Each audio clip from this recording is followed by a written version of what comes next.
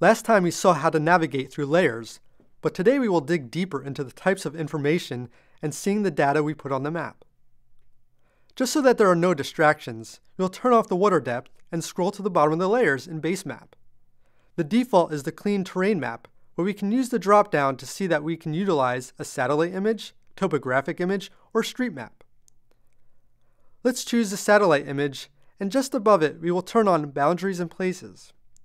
Use the scale bar to pull out to a world view, and you will see that these layers give us information about the whole world. All the other layers only turn on info for the area inside the Chesapeake watershed. Let's go back to the cleaner terrain layer, turn off Boundaries and Places, and zoom back to our local view of things. The rest of the layers in Base Map, as well as the layers in Human Geography and Boundaries, show us different ways to look at the map in terms of a specific feature, and all work the same as were explained in the Layers 1 video. The Maryland green print data follows the same rules, but instead of giving us information for the whole watershed, gives us a picture of Maryland. As we turn on these layers, we can see the status of lands targeted for protection because of their ecological significance. We'll turn those off and go to the interesting point data.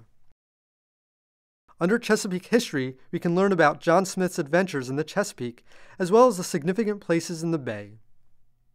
By turning on Chesapeake 1607, we turn on red markers on the map. These can be expanded to windows that provide the text and audio of a journal of John Smith's experience.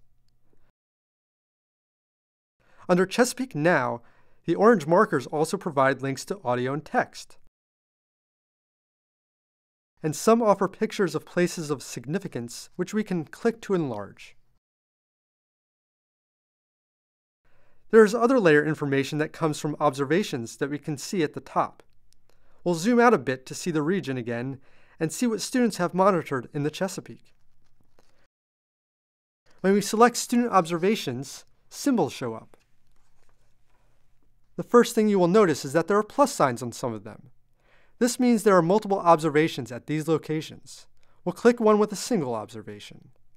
How about this one in the Appalachians? We see the location name, who collected it, when it was entered, and all the observations, and we can scroll up and down on the right to see all the data. Let's close that one and see where there is lots of data down here at Port Isobel. We can look at the different collection days, and the Chesapeake Bay Foundation has made observations often.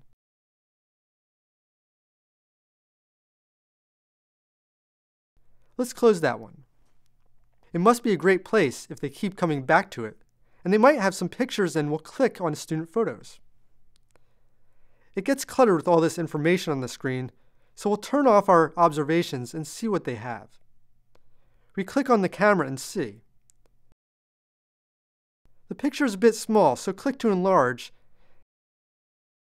and that is a great sunset.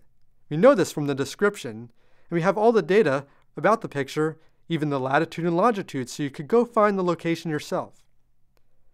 This is a great tool to share information, and that is the primary goal of FieldScope.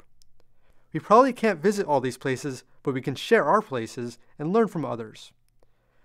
We haven't gone over every option in the layers panels, but we have learned how to navigate through them. We can turn on layers, change transparency, get data, and find our bearings. Now you can go through the layers yourself and have a Chesapeake adventure with a few mouse clicks. Next time we'll cover the icon tools.